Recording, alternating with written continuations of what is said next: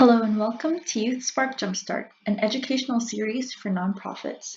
Before we begin, let's review some housekeeping items for those who are new to the On24 platform. The webinar console that you see is customizable on your side. There's a toolbar at the bottom of your screen with widgets for the media player, slides, Q&A, survey, group chat, and resources. Please feel free to click them, move them around, and resize them. You can expand your slider media player area by clicking on the maximize icon on the top right of the presentation box or by dragging its bottom right corner. For Q&A, please feel free to input your questions as you have them. For the most part, we'll get to these questions at the end of the webinar and try to answer as many of them as possible. There's also a resource widget where the deck is already available for download. As a last housekeeping item, we would love to get your feedback through a survey during or at the end of the webinar so that we can keep improving the series and continue empowering you and your organization to achieve more. This YouthSpark JumpStart webinar is called Bring Computer Science to Life through Microsoft MakeCode and the Microbit. In this webinar, we will get started with a fun and inclusive approach to computing education through the Microbit. Try a couple of introductory projects that teach important concepts like loops and variables using the Microsoft MakeCode block editor, and learn where to find free projects and curricula, from easy experiments to creative coding challenges, to get ideas for using the Microbit in your classroom.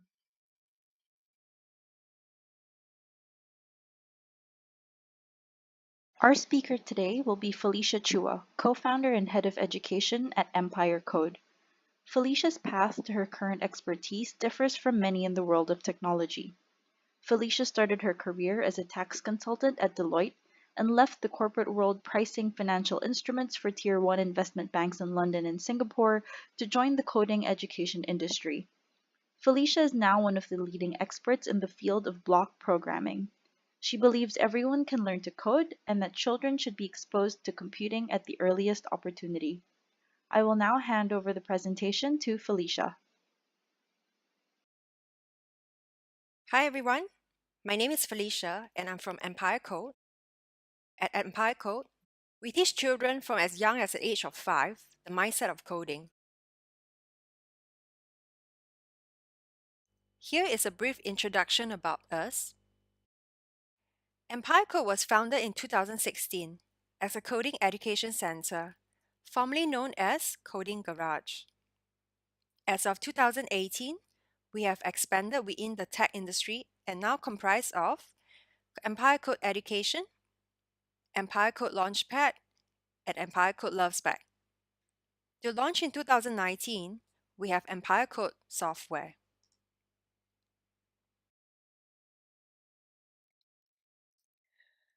Before we begin, let's talk about what hands-on computing education is. This refers to interactive physical systems or devices that can be programmed through software. There are numerous benefits to getting physical. Firstly, physical devices provide us with a holistic view of computer systems across hardware and software. They encourage creativity and personalization of projects. They promote learning by doing, trial and error, and collaboration. And they engage the whole learner, mind and body, and thus more inclusive for all students. More importantly, these devices provide developers and students with the means to prepare for and participate in today's growing industry IoT trend. A hands-on computing device that we'll dive into today is the Microbit, which was designed to make learning and teaching fun and easy. I'll show you a short clip from BBC introducing the Microbit.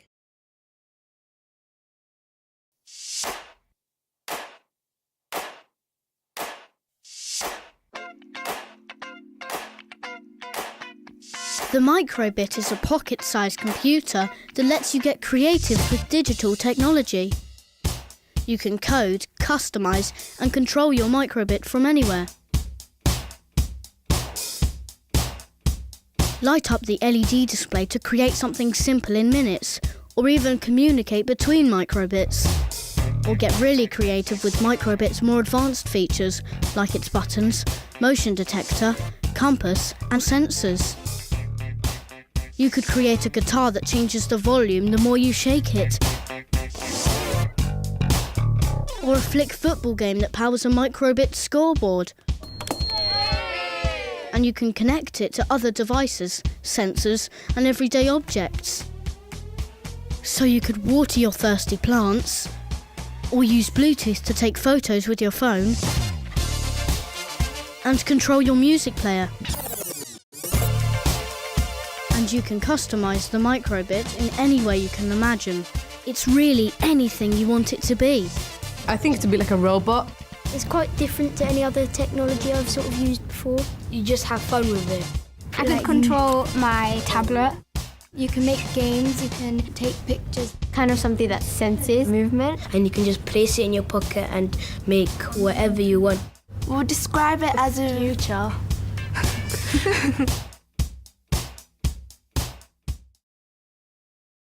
We have very interesting research findings after the first year of using the BBC microbit. For students, 45% say they would definitely do computer science as a subject option in the future, up from 36% before they used the microbit. This was an even more profound increase of 70% more for girls, increasing from 23% before they used the BBC microbit to 39% afterwards. 88% agree that it helped them to see that coding isn't as difficult as they thought it was. 90% agree that the microbit helped to show them that anyone can code. Half of the teachers who have used the microbit say that they now feel more confident as a teacher, particularly those who say they were not very confident in teaching computer science before they used the microbit. 80% agree that it helps students to see that coding isn't as difficult as they thought it would be. 85% agree that it has made computer science more enjoyable for their students. Anyone can code and be inventive with the microbit. Here we have a few amazing examples of what you can do with it. On the top left, a student wrote a program that used a heat sensor to log changes in temperature and show the current reading on the computer LEDs. Her classmates then attached the kit to a helium balloon and let it fly upwards. You can also create your very own controlled car and a lap counter for your race cars. Other items include a Fitbit, thermometer, windmill, and a self-watering system for days when you're away on holiday. How can a microbit be used as a tool to enhance lives? I will share two examples from London of how students are able to use a microbit to tackle a potentially difficult issue. The first was created by high school students to help people with autism recognize other people's emotional states. People with the condition can struggle to read expressions and respond appropriately as a result of the disability. A user could scroll through a series of graphics shown via the LEDs of faces representing different moods. When they found a match, they could press another button to make the LED state what the image represented. For example, happy, sad, or angry. The second project was created by an autistic student. Some people with autism have low sensitivity to heat and struggles to know if they are too hot or too cold. To solve this issue, he built himself a temperature gauge, which shows him if the room is cold or hot in a very visual, icon-based way. Using the temperature sensors of the microbit, it shows 3 icons. If the temperature is too hot, for example above 31 degrees Celsius, it will show a cross, which will imply that it's time to turn on the air conditioning. If it is the right range of temperature, say between 24 and 31 degrees Celsius, it will show a tick. If the temperature is less than 24 degrees Celsius, it will show a t-shirt icon, which will imply that it's time now to put on a sweater or turn off the air conditioning. We'll be learning to code this shortly. This is what you get with a basic starter kit of the microbit. Let's unbox the microbit. First, you'll find a starter guide of the microbit, safety information, the microbit in a plastic sleeve, a battery pack, a USB connector, and 2 AAA batteries. Let's examine the parts of the microbit. Firstly, on the front, you will notice 25 LED lights in a 5x5 grid. They can be programmed to display words, numbers, and icons.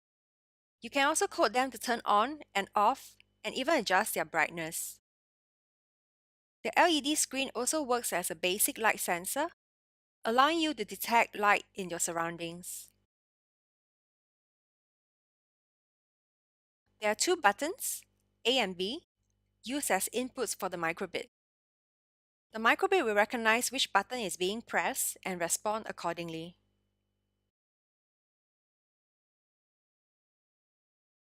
On the back, you will notice the battery connector.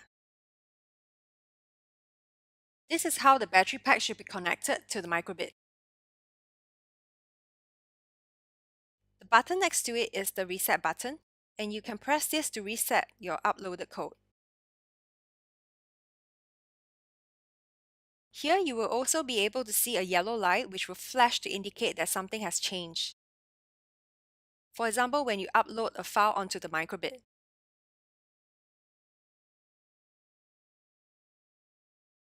The USB interface allows you to connect the microbit to your computer via a micro USB cable, which will power the device and allow you to download programs onto the microbit. It also has radio feature, which allows you to communicate wirelessly between microbits.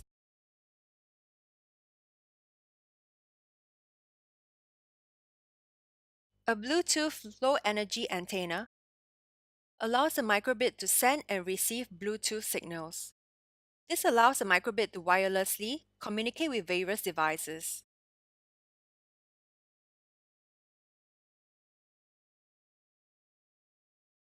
In terms of sensors, the microbit has built-in compass, which detects the Earth's magnetic field, allowing you to detect which direction the microbit is facing.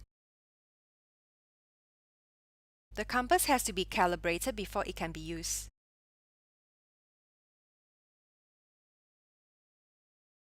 The processor also acts as a temperature sensor, which allows the microbit to detect the current temperature, measured in degrees Celsius.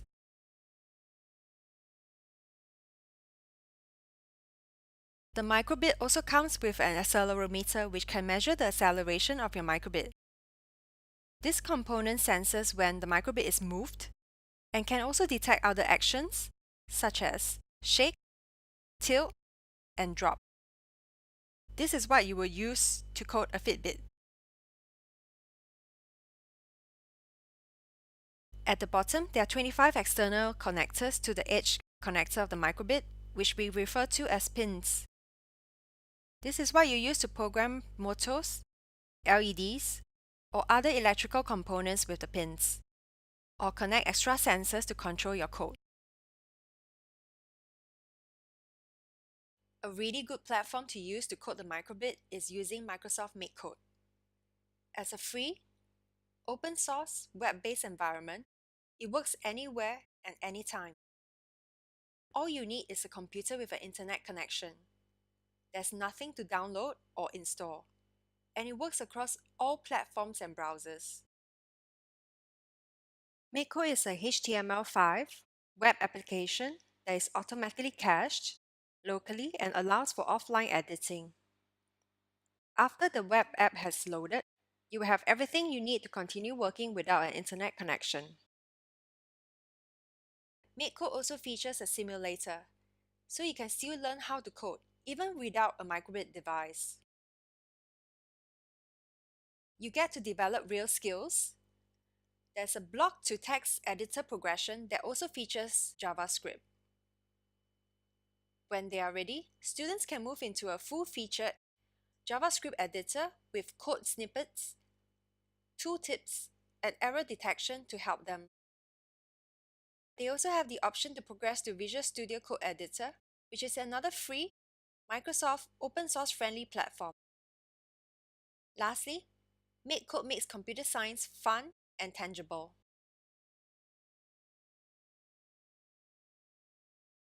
Now that you have a general idea of what the microbit is and inspiration for what you can do with it, let's try a couple of introductory projects that will help make you more comfortable teaching computer science using the microbit.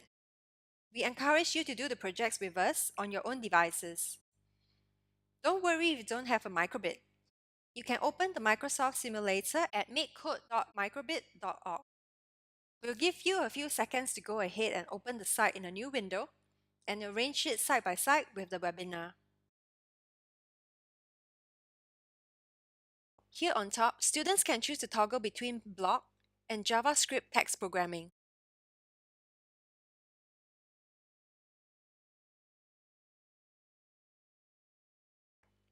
You will see that the interface is divided into 3 sections. On the left side of the screen, you see a virtual microbit that will show what your program will look like when running on a microbit. This is useful for debugging and instant feedback on program execution. In the middle of the screen, there are a number of different categories, each containing a number of blocks that can be dragged into the programming workspace on the right. The basic category uses basic microbit functions and actions.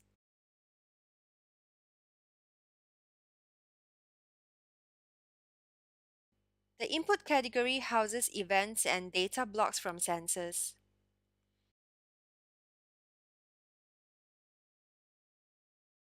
The music category contains blocks relating to generation of music tones through the pins.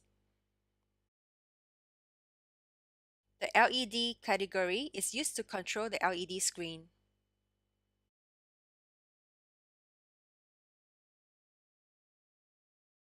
The radio category contains blocks used to communicate data using radio packets.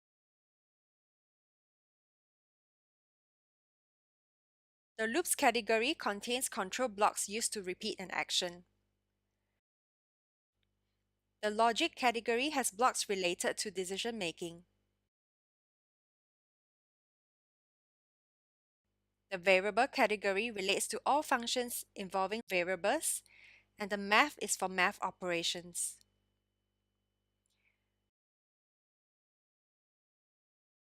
And on the right-hand side of the screen is the programming workspace where you will create your program. Programs are constructed by snapping codes together in this area. Let's start coding with a simple project. The temperature gauge that was created by the autistic student.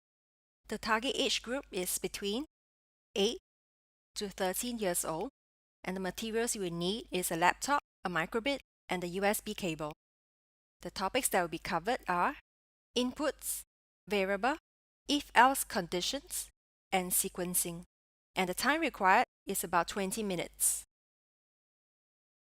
You notice that there are 2 default blue blocks in the workspace, Start and Forever. What's the difference? Start block will only run instructions given inside the block just once, upon starting your program. Forever will keep running the code repeatedly until the microbit has no more power.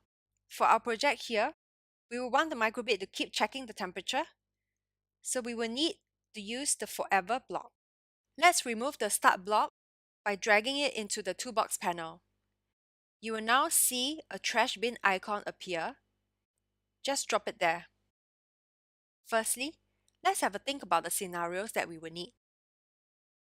First, we will need a scenario when the temperature is too high, which is, for example, above 31 degrees Celsius.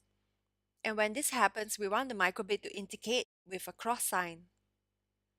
Second, we will have a scenario where we will have a range of temperature that will be just nice and comfortable. The microbit should indicate a tick sign. And lastly, there will be a scenario where the temperature is too cold, in which case we will want the microbit to prompt the user to put on a sweater. We will require the computer to process the different scenarios by checking each condition in a sequential manner. To do that, we can use the if-else block, found in the logic category. We use the second block here. What this does is that it will check the condition in the if. If this is true, then the computer will run the code inside the then. If the condition is false, then the computer will run the code inside the else. A simple real-life example is, check if it is raining now. If this is true, then stay home and watch TV. Else, go to the playground. We will be learning about variable as well here. What is a variable? In a classroom, every student is of a different height. Height is therefore a variable. Gender is also a variable, as we can have any mix of male and female students in the class. For the microbit, we can find a predefined variable called temperature in the input category. We will be checking if the temperature is greater than 31 degrees Celsius, so we will need the math operator for the condition, which we can find in the logic category again. Let's snap the codes together.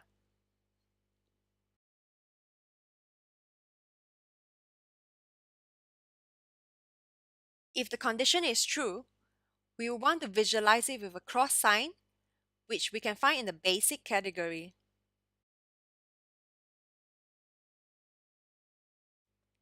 Now, we have coded our first condition. Next, we need to check another condition, which is if the temperature is between 24 and 31 degrees Celsius inclusive. We will need to add a else if in our current block. We can do that by clicking on the small icon on the top left and drag a else if here. As there are two criteria to fulfill in this condition, we will need the AND block. Let's add the two criteria by duplicating the blocks from the first condition like this, and changing the blocks to show a range of 24 and 31 degrees Celsius inclusive. Now the condition will evaluate to true if and only if both conditions are true. If this condition is fulfilled, we want to visualize it with a tick sign.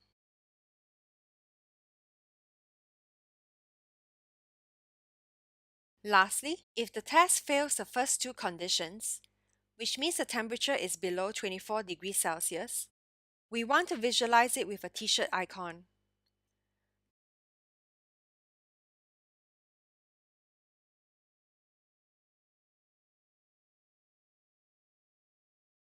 The ordering of the conditions is very important. The computer will read the code sequence from the top to the bottom. For this example, we only have 2 conditions to check, but imagine if you have 10 conditions. If the order is wrong, you will not be able to achieve the desired output. Now let's check your code by using the simulator on the left and adjusting the temperature. That works, but something is missing. What if you want to know the exact current temperature? Let's try coding that. Remember we were introduced to 2 input buttons earlier? Let's find the block in input category. Input is like a start button on your TV remote. Once the start is triggered, images will appear on your screen. You hear sounds from the TV as well. It's the same with codes. You notice that the shapes of input buttons are slightly different from other codes. You will not be able to stack anything on top of input buttons. Button A press will be the trigger to instructions that we tell the computer to run after. In computing terms, button A press is known as an event handler. Now we want to see the temperature, which is a number. So we will need to tell the microbit to display a number, which is found in the basic category. And not just any number, we want the number relating to the temperature. So we need to grab the predefined variable, temperature, from the input block. Now we are all done. Let's check your revised code using the simulator on the left. In this simple example, you have learned a few important programming concepts, namely inputs, variable, if-else conditions, and sequencing. Now to download the file into your microbit, connect it to your computer's USB port using the USB cable provided in your box. Once plugged in, the microbit shows up on your computer like a USB flash drive. Click the purple download button in the bottom left of your screen. This will download the file to your computer to the location where your browser has been set to save your downloads.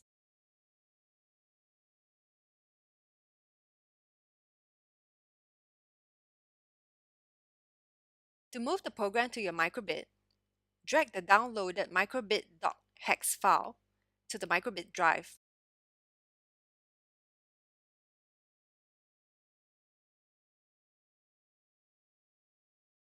The program will copy over and it will start running in the microbit immediately.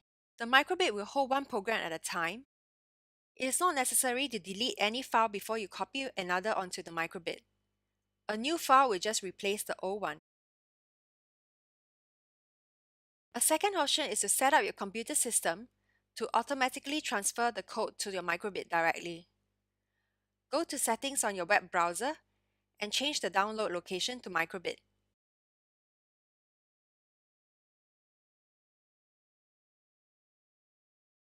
Our next project is the voting system. What we're trying to do is to create a voting system where the user can input a vote and it gets recorded on a dashboard. The target age group is between 8 to 16 years old, and what you need is a laptop, 2 to 4 microbits, and a USB cable. The topics covered are inputs, variable, if-else conditions, and sequencing. And the time required is about 40 minutes. I'll show you a short video of how the voting system works. The red and the yellow microbits are like the voters. When you press the A button, that will register an agree vote. When you press the B button, that will be a disagree vote. The blue microbit is like a dashboard or someone who actually tallies the votes, and will be able to give you the overall result as well as the total number of votes cast. Let's cast the first vote now. For the first microbit, it will be an agree vote. You can see that visualized with a tick sign. The dashboard immediately recognizes it as well and reflects the same result. The second vote will be a disagree vote, and you can see that this is also recognized on the dashboard. Let's cast the third vote as an agree vote. So overall now we have 2 agree votes and 1 disagree. Let's use the dashboard to provide a live information about the current votes cast. When we press button A, it will flash the word result and a tick sign, which indicate that the overall winning vote right now is agree. And you will also flash number 3, which means that 3 votes have been cast. Let's go through the codes. Microbits communicate with each other using radio frequency. Upon initialization, we have to make sure that the radio frequency capabilities are set up. We will need the onStart block rather than the forever block. Let's remove the forever block now to clean up the workspace.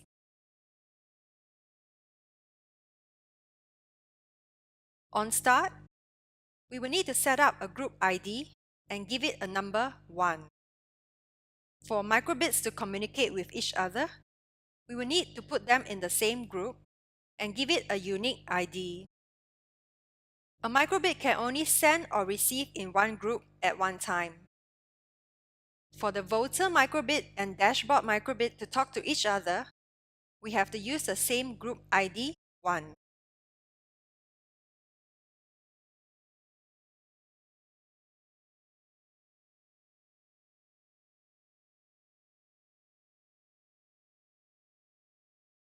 Once that's done, we have to make sure that the radio sends the serial number in each packet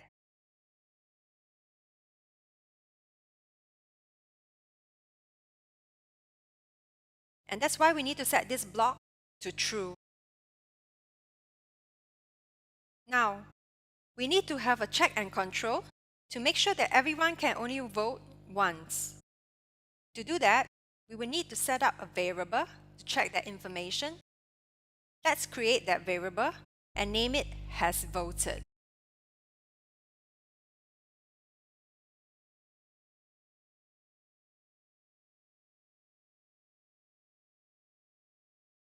Now at the beginning, since no one will have voted yet, we set the value to false.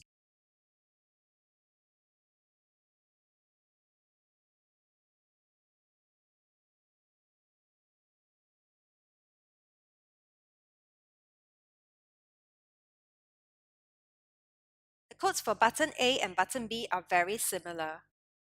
Let's go through the codes for button A first. The event handler will be when button A press.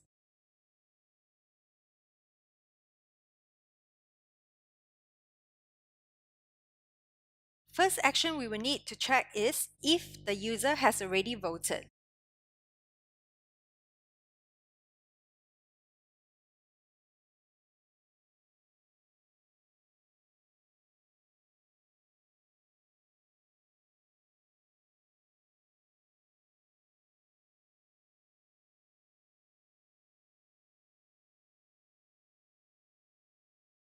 If and only if the user has not yet voted, then it will communicate with the dashboard that a agree vote has been selected by sending a radio number 0.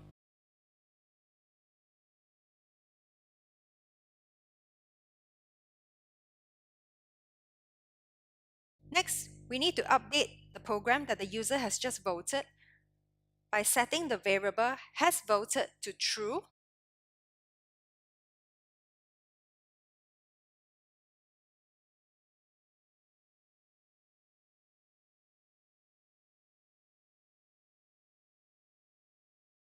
And thereafter visualize it to the user by using a tick sign.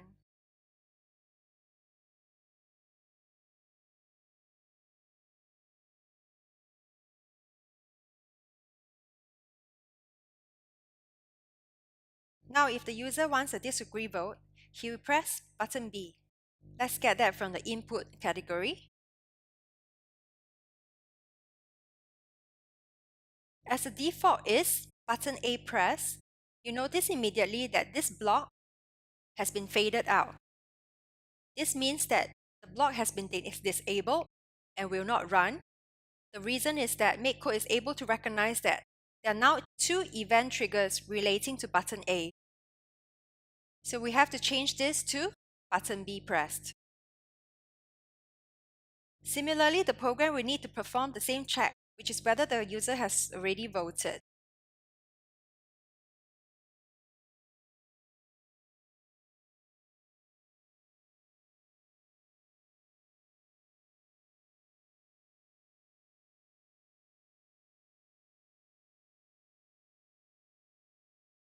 Only if the user has not, then it will communicate with the dashboard that a disagree vote has been selected by sending a radio signal. Very importantly, we have to use a different radio number this time in order for the dashboard to recognize that a different category of vote has been selected.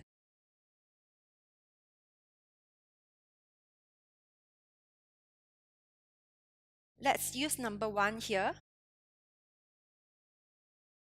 Next, we need to update the program that the user has just voted .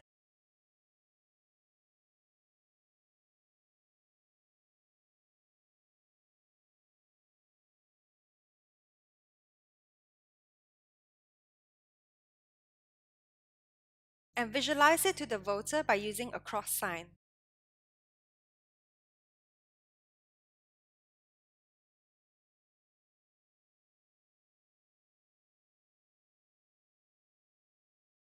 Lastly, if we only have one voter microbit, we would like to use this voter microbit a few times.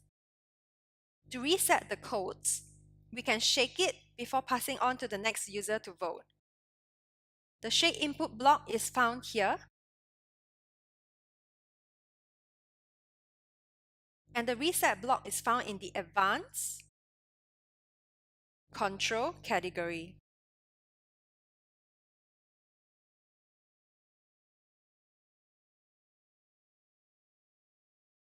Now we'll take a look at the codes for the dashboard. For the dashboard, we need the microbit to record 3 different categories of information. We will need 3 different variables. The first is to record the total number of votes. Let's create that variable.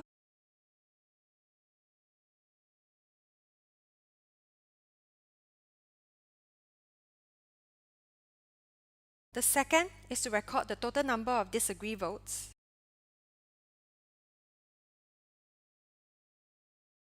And the last one to record the total number of votes.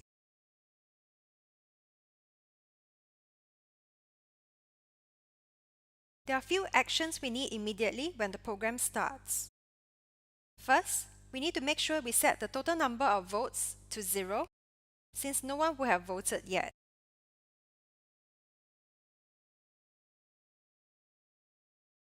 Since we do not need the forever block, let's remove it to clean up the workspace. Next, we need to set up the same radio group as the voter microbit in order for the dashboard to communicate with the voter. And lastly, we also need to set the transmit serial number to true.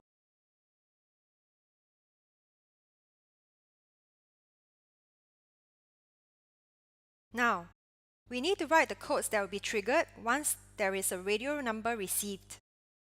Let's grab the event handler from the radio category.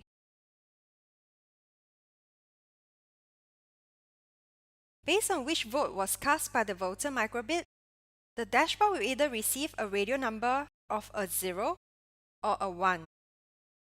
This will then trigger different actions in the dashboard. The radio number is also a variable, as it can be a 0 or a 1, and you notice immediately that this has been automatically created for you in the variables category.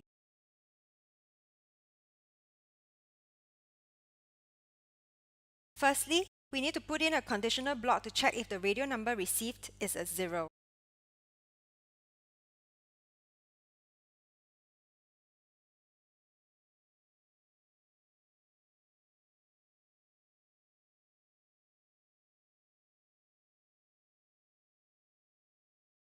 A 0 indicates we have received an agree vote, so the dashboard have to increase the number of agree votes by 1. And lastly, to reflect visually that the correct vote has been registered, we use a similar tick sign.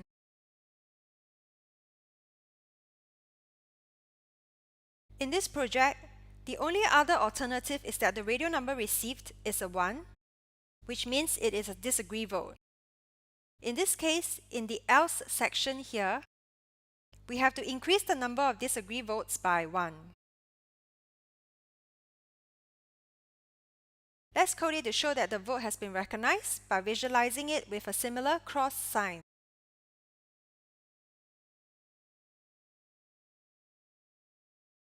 After the vote has been classified in the correct category, we will also need to keep count of the total number of votes that has been cast by increasing the votes variable by 1.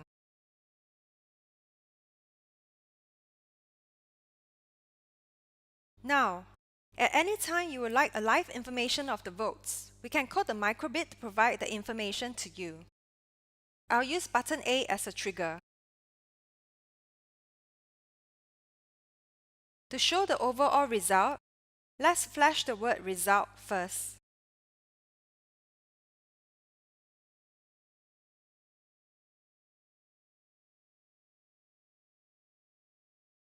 In terms of the actual results, there can be 3 possible outcomes. Number 1, agree votes will be more than disagree. Number 2, disagree votes will be more than agree. And lastly, number of agree votes will be exactly the same as disagree. To check which outcome has been achieved, we will need the program to compare the total number of agree versus disagree votes.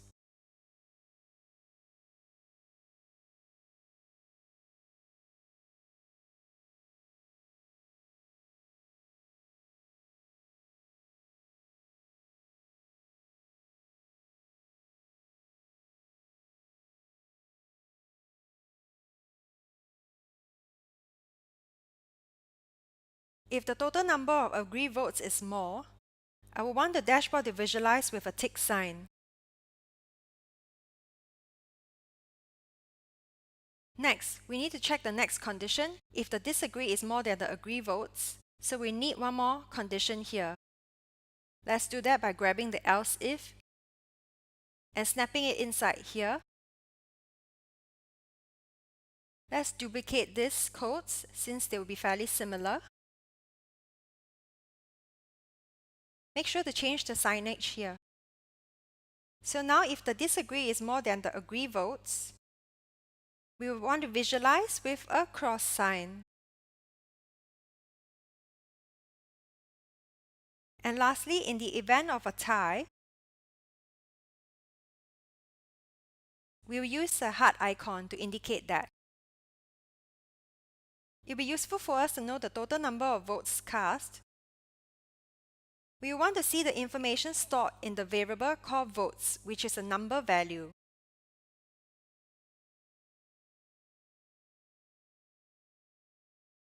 Similar to the voter microbit, if I would like to reset the codes by shaking it, I can use these blocks.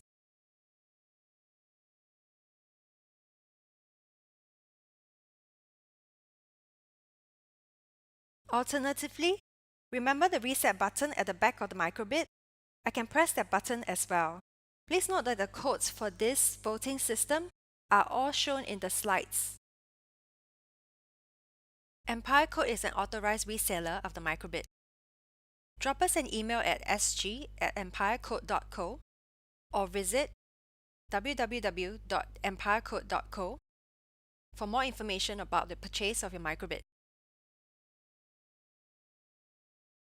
There are many resources on Microsoft MakeCode for teachers. You will find free curriculum and projects to help bring MakeCode into the classroom. Specifically for the microbit, there is a 14-week course. It is written for teachers who may not have a computer science background or who may be teaching an Introduction to Computer Science course for the first time. Teachers should feel free to customize the curriculum to meet individual school or district resources and time frame. Each of the 12 lessons is structured in the following format. It starts off with a topic introduction, followed by a 30-minute offline game or activity that demonstrates the concepts to be learned. The actual microbit activity lasts 45 to 60 minutes. Students will then be able to create an original project to demonstrate their understanding of the skills and concepts covered in this lesson. And this can be anywhere from 1 to 2 hours. Each lesson also has examples of additional things that a student can do to extend the project. A project rubric and guidance for the grading, the project, and last but not least, a list of computer science standards and concepts covered by this lesson. Thank you for attending, and feel free to drop me any emails if you have any questions throughout your microbit journey.